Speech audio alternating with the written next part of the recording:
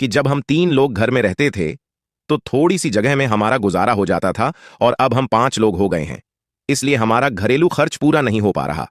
शायद यही कारण है कि झगड़े हो रहे हैं। इसी वजह से बूढ़ी मां ने अपने दोनों बेटों से मिलकर कहा, बेटा तुम लोग परदेश चले जाओ और कोई नौकरी ढूंढकर पैसे कमाओ ताकि धन लेकर आ सको और यह झगड़ा खत्म हो सके, क्योंकि जब घर में पैसा आएगा तो जरूरतें पूरी होने लगेंगी और आपसी लड़ाई रुक जाएगी। अक्सर कहा जाता है कि घर में लड़ाई झगड़े का एक ही कारण होता है, पैसे की कमी। जब व्यक्ति के पास पैसे नहीं होते हैं, उसकी रोजमर्रा की जरूरत पूरी नहीं होती, तो वह परेशान होने लगता है। दूसरा कारण, लड़ाई झगड़े का मूल कारण यह भी होता है, व्यक्ति जरूरत से ज्यादा यदि खाली बैठा रहे तो फिर उसके दिमाग में खुरापात ही चलता है और फिर वह किसी से भी लड़ झगड़ कर ही शांत होता है। तीसरा कारण है, जब व्यक्ति ज्यादा चालाकी करता है, यानी व्यक्ति अपनी जिम्मेदारियों से भागता है, अपने हिस्से के काम से जी चुराता है, सिर्फ बैठकर खाने की इच्छा करता है, तो लाजमी है उस घर में लड़ाई झगड़ा तो होगा ही। चौथा कारण है, जब व्यक्ति ईर्ष्या करता है, जब कोई दूसरे व्यक्ति को तरक्की करते हुए देखता है और खुद को आगे नहीं बढ़ा पाता है, तो फिर उसे जलन होने लगती है और वैसी स्थिति में लड़ाई झगड़ा ही करता है और वह लोग अपना अधिकतर समय लड़ाई झगड़ा और चुगली में बिताता है। मित्रों, फिर आगे भगवान भोले बाबा देव मुनि नारद से कहते हैं, हे देव मुनि नारद, उस बूढ़ी मां की बातों को सुनकर उनके दोनों बेटों ने अपनी बूढ़ी मां का सम्मान किया। फिर बूढ़ी से अनुमति लेकर और अपनी अपनी पत्नियों को यह समझाकर कहा कि तुम हमारे ना रहने पर हमारी मां का ध्यान रखना, मैं पैसा कमाने के लिए प्रदेश जा रहा हूं। अपनी अपनी पत्नियों से इतना कहकर दोनों भाई प्रदेश कमाने को चले जाते हैं। इधर उनकी दोनों बहुएं अभी भी देवरानी और जेठानी में नहीं बनती थीं।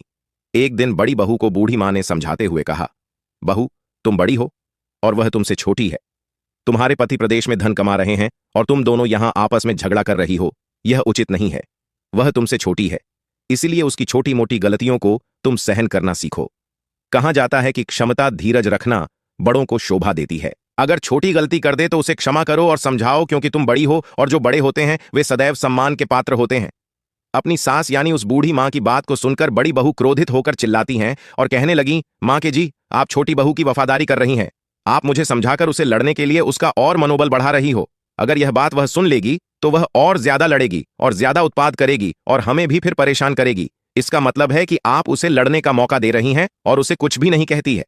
फिर बूढ़ी मां ने कहा, तुम इतना गुस्सा क्यों हो रही हो? क्योंकि पहले बड़े को ही समझना चाहिए, उसके बाद छोटे को समझाना चाहिए। मैं तुमको समझा रही हूं, फिर छोटी को भी समझाऊंगी।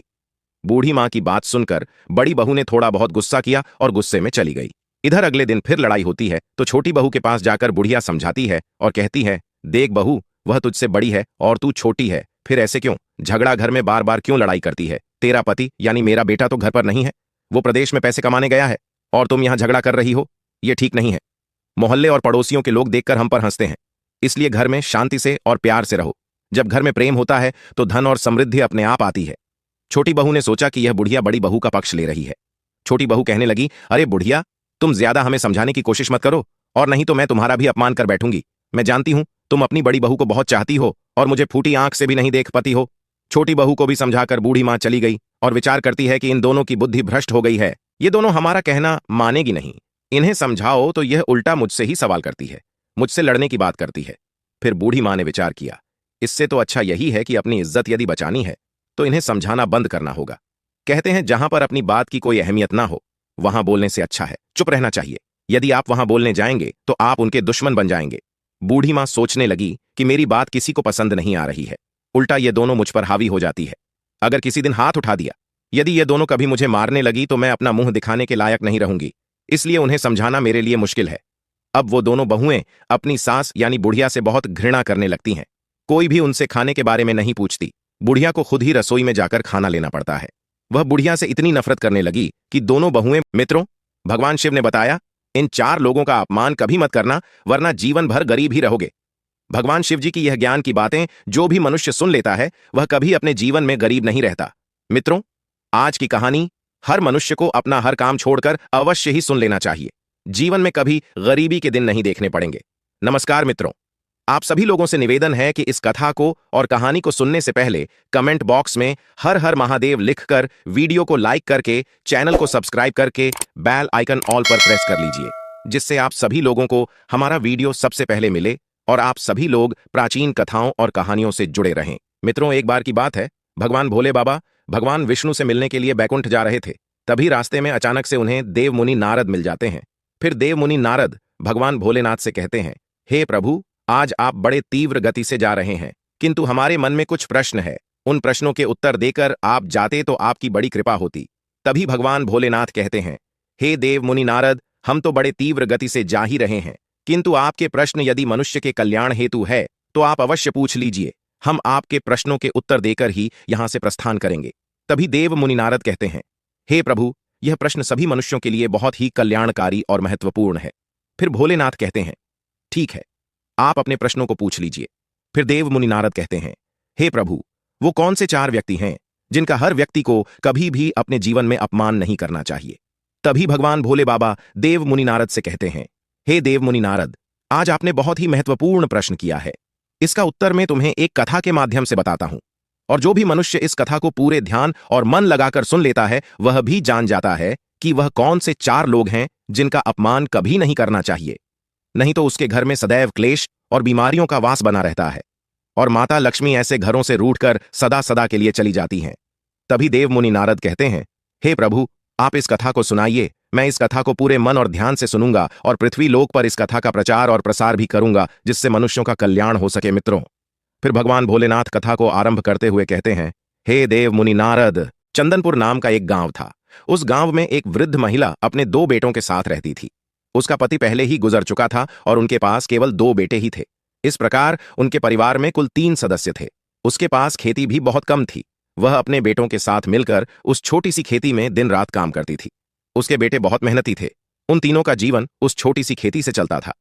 मित्रों, फिर आगे भगवान भोले बाबा कहते हैं, हे देव मुनि नारद, समय के साथ जब उस बूढ़ी मां के दोनों बेटे विवाह योग्य हो गए तो उस बूढ़ी मां ने उनकी शादी करवा दी। घर में 2 बहुएं आ गईं। कुछ समय तक सब कुछ अच्छा चल रहा था। घर में बहुत प्रेम था और सभी मिलजुल कर रहते थे। लेकिन जैसे जैसे समय बीतता गया, दोनों बहुओं में आपस में झगड़ा होना शुरू हो गया। कभी किसी बात को लेकर तो कभी किसी बात को लेकर। बड़ी बहू छोटी बहू से कहने लगती कि तुम ऐसा करती हो, वैसा करती हो, तो उन्होंने हमारे साथ ये कर दिया, उन्होंने वह कर दिया। इन्हीं बातों को लेकर के बड़ी बहू भी छोटी बहू से उल्टी सीधी बातें कहती रहती थी और लड़ाई होती रहती थी। मित्रों, फिर आगे भगवान भोले बाबा कहते हैं, हे देव मुनि नारद, एक दिन छोटी बहू को जब मौका मिल जाता है तो वह बड़ी बहू से लड़ बैठती है और कहती कि तूने घर का यह काम नहीं किया, वह काम नहीं किया। कभी कहती कि तू अपने हिस्से का काम कर, मैं अपने हिस्से का करूंगी। कभी कहती कि तू आराम से पड़ी रहती है और मैं पूरे दिन काम में लगी रहती हूं। इसी कारण से छोटी बहू का बड़ी बहू से झगड़ा होने लगता था। अब यह उनका रोज का काम हो चुका था। वह दोनों बहुएं हमेशा किसी न किसी बात पर आपस में झगड़ रहती थीं। अब तो वह बूढ़ी मां भी उन बहुओं के झगड़ों को देखकर काफी परेशान हो चुकी थी। उन्हें लगने लगा कि उनके बेटों की पत्नियां बहुत झगड़ा करती हैं। उन्होंने इस बारे में अपने बेटों से बात की। बेटों ने उन्हें समझाने की कोशिश की, पर इसका उन पर कोई असर नहीं हुआ।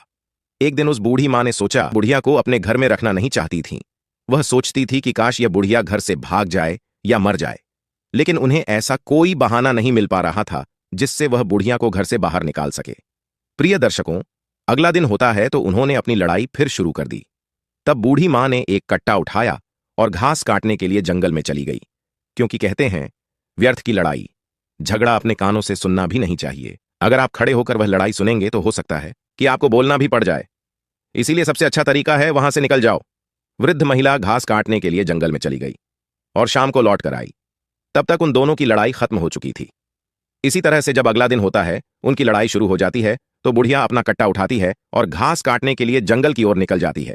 जब वह बूढ़ी मां जंगल में घास काट रही थी, तभी उसके पास एक विशाल सर्प वहां आ गया। विशाल सर्प को देखकर बूढ़ी मां भय से कांपने लगी। उसे लगा कि आज उसकी जान नहीं बचेगी और सर्प उसे निश्चित रूप से डस लेगा। भय से कांपती हुई उस बूढ़ी मां को देखकर सर्प ने मनुष्य की आवाज में बोलना शुरू किया और कहा, माता तुम डरो मत, तुम्हें कोई हानि नहीं पहुंचाऊंगा। मैं यहां तुमसे अपना दुख साझा करने आया हूं, क्योंकि मैं बहुत परेशान और दुखी हूं। सर्प के मनुष्य की आवाज में बोलने पर बूढ़ी मां के दिल को कुछ शांति मिली। उसने एक गहरी सांस ली और सोचा कि सर्प मनुष्य की आवाज में बोल रहा है। फिर बूढ़ी मां ने पूछा और कहा, हे नाग देवता, बताइए आपको क्या परेशानी है। तब नाग कहने लगा, हे माता, कई दिनों से मैं भूखा हूं, मुझे खाने के लिए कुछ नहीं मिल रहा है। यदि आप मुझे कुछ खाने को दे दो तो मेरे प्राण बच जाएंगे। मैं बिल्कुल मरने की कगार पर पहुंच चुका हूं, क्योंकि मैं जिस आश्रम पर मैं रहता था, उस आश्रम के जो ऋषि थे, अब उनका देहांत हो चुका है। वह एक गाय पाले थे। उस गाय का दूध मुझे प्रतिदिन पिलाते थे और स्वयं भी पीते थे। उसी से मैं जीवित था। लेकिन हमारा पालन करने वाले, मुझको दूध पिलाने वाले हमारे जो ऋषि थे, वह अब इस दुनिया को छोड़कर चले गए। यदि आप मेरे लिए कहीं से भी दूध ला सके तो यह आपकी बड़ी कृपा होगी। हमारी जान को आप बचा लो, और यदि थोड़ा दूध मिल जाए। आने लगी। कभी वह दूध बड़ी बहू के घर से लाती तो कभी छोटी बहू के घर से।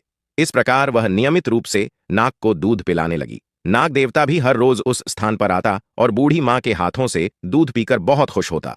नाग को ऐसा लगता जैसे उन्हें अपनी असली माँ मिल गई हो। मित्रों, भगवान भोले बाबा आगे कहते हैं, हे देव मुनि नारद, फिर एक दिन क्या हुआ कि बहू ने देखा कि उनका दूध रोजाना कम हो रहा है। उन दोनों बहुओं ने आपस में चर्चा की और एक दूसरे से कहा कि हमारा दूध कोई चुरा लेता है। हमारा दूध कैसे कम हो जाता है? हर दूसरे दिन हमारा दूध कम हो जाता है। बड़ी बहू ने भी कहा कि हमारा भी हर दूसरे दिन दूध कम हो जाता है। हमारे दूध को कोई चुरा लेता है, लेकिन दूध चुराने के लिए हमारे घर में कौन आएगा? फिर उन्होंने विचार किया कि केवल बुढ़िया ही रसोई के अंदर जाती है और तो कोई जाता भी नहीं है। फिर हमारे दूध को भला कौन चुरा सकता है? पड़ोसी हमारे घर में आते नहीं है। तब छोटी वाली ने कहा, दीदी, तुम्हारा चोर और मेरा चोर एक ही है। चलिए हम उसे छुपकर देखते हैं। फिर दोनों ने योजना बनाई और छुपकर देखने लगी। इधर अगला दिन होता है तो वह बुढ़िया रोज की तरह बड़ी वाली के घर में जाती है और रसोई में घुस जाती है। वे दोनों छुपकर देखती रहती हैं। बुढ़िया ने बड़ी वाली बहू के घर से दूध लिया और कट्टे में छुपाया और घास काटने के बहाने जंगल को चली गई। इधर बुढ़िया को दूध ले जाते उन दोनों ने देख लिया। तब छोटी वाली ने कहा कि चलिए देखते हैं, यह बुढ़िया दूध लेकर जंगल में कहाँ जाती है और किसे पिलाती है, खुद पीती है या किसी और को पिलाती है। बुढ़िया जंगल में चली जा रही थी। उसके पीछे पीछे दोनों बहुएं गुप्त रूप से उसे देखने के लिए आगे बढ़ती जा रही थी। जब बुढ़िया उस स्थान पर पहुंची जहां वह प्रतिदिन घास काटा करती थी और जहां वह नाग को अक्सर दूध पिलाया करती थी, इस बीच दोनों बहुएं दूर से छुपकर देख रही थीं कि बुढ़िया के पास एक विशाल और भयंकर सर्प आया है और बुढ़िया उसे दूध पिलाने लगी। सर्प दूध पीने लगा। जब बहू ने देखा कि बुढ़िया उस खतरनाक सर्प को दूध पिला रही है, और वह सर्प तो बहुत ही बड़ा था, ऐसा सर्प उन्होंने कभी नहीं देखा था। सर्प को दूध पीते देखकर वे दोनों घबरा गई। डर के मारे उनके पैरों तले जमीन खिसक गई। उन्होंने कहा, लगता है यह सर्प कोई दैत्य है और यह बुढ़िया भी कोई चुड़ैल लगती है, और हमारी सासू माँ तो बिल्कुल नहीं लगती है। कहीं ऐसा ना हो कि यह बुढ़िया हमें और हमारे बच्चों को भी खा जाए। हम आज इसे घर में नहीं घुसने देंगे। मित्रों, फिर आगे भगवान भोले बाबा कथा को सुनाते हुए कहते हैं, है देव मुनि नारद, अब तो उन दोनों बहुओं तो हमें पिला दीजिए। मित्रों, फिर आगे भगवान भोले बाबा देव मुनि नारद को कथा सुनाते हुए कहते हैं, हे देव मुनि नारद, जब बूढ़ी माँ ने यह सुना तो नाग के दुख को सुनकर उस बूढ़ी माँ की आंखों में आंसू आ गए और उसने कहा, हे नाग देवता, आप चिंता ना करें, आज मैं आपको दूध अवश्य पिलाऊंगी। आप यहीं पर रुको, मैं आपके लिए दूध लेकर आती हूं। वह बुढ़िया नाग देवता से बात करने के बाद घर लौट गई। जैसा कि रोज होता है, दो बहुएं देवरानी और जेठानी तैयार होकर आपस में झगड़ने लगी। इस बीच बुढ़िया सोचने लगी कि किसके घर से दूध लेकर जाऊं। अगर मैं बड़ी वाली बहू के घर से दूध ले जाती हूं और उसे पता चल जाएगा तो वह उससे झगड़ने लगेंगी, और अगर छोटी वाली के घर से दूध ले जाती हूं और उसे पता चल जाता है तो वह भी उससे झगड़ने लगेंगी। आखिरकार उसने सोचा कि वह एक दिन बड़ी वाली के घर से और दूसरे दिन छोटी वाली बहू के घर से दूध लेकर जाएगी, इसलिए उन्हें पता भी नहीं चलेगा और मैं नाग देवता को दूध पिला दिया करूंगी। फिर बूढ़ी माँ ने वैसा ही किया। बड़ी वाली बहू के घर से उसने चुपके थोड़ा सा दूध लिया और दूध को लेकर कट्टे में छुपाकर घास लेने के लिए जंगल में चली गई। तब तक वह नाग देवता भी वहां आ जाते हैं और कहते हैं, हे माता, मेरे लिए कुछ दूध लेकर आई हो कि नहीं? फिर बुढ़िया कहती हैं, हाँ नाग देवता, मैं आपके लिए दूध लेकर के आई हूं। उस बुढ़िया ने तुरंत वह दूध नाग देवता के आगे रख दिया। जब नाग देवता ने दूध पी लिया तब उसे शांति मिली। तब नाग देवता कहने लगे, हे माता, आपने आज हमारी जान बचा ली। आपने मेरे ऊपर बहुत बड़ा उपकार किया है। मैं आपकी मदद को जीवन भर नहीं भूलूंगा। बुढ़िया ने कहा, हे नाग देवता, मैं आपसे एक और प्रश्न करना चाहती हूं। उस समय मैं डर के कारण आपसे पूछ नहीं पाई थी, लेकिन अब मैं पूछना चाहती हूं कि आप एक सर्प होते हुए भी मनुष्य की आवाज में कैसे बोल पा रहे हैं? क्या आप वास्तव में नाग देवता हैं या कोई और है? तब नाग देवता ने उत्तर दिया और कहा, हे माता, मैं एक श्राप के कारण नाग बन गया हूं। मैं एक राजा के घर नाग रूप में जन्मा था और मेरे पिता ने मुझे नाग समझकर जंगल में छोड़ दिया था। मेरा श्राप केवल 25 वर्षों का है। मेरी मुक्ति अब ज्यादा दूर नहीं है। 1 वर्ष के बाद मुझे मेरा मनुष्य का शरीर वापस मिल जाएगा। मैं उस समय का बेसब्र से इंतजार कर रहा हूं। नाग देवता ने अपनी कहानी उस बूढ़ी मां से कही। बूढ़ी मां को उसकी व्यथा सुनकर उस पर प्यार आ गया। फिर वह रोजाना अपनी बहू के घर से दूध छुपते छुपाते लाने लगी और नाग देवता को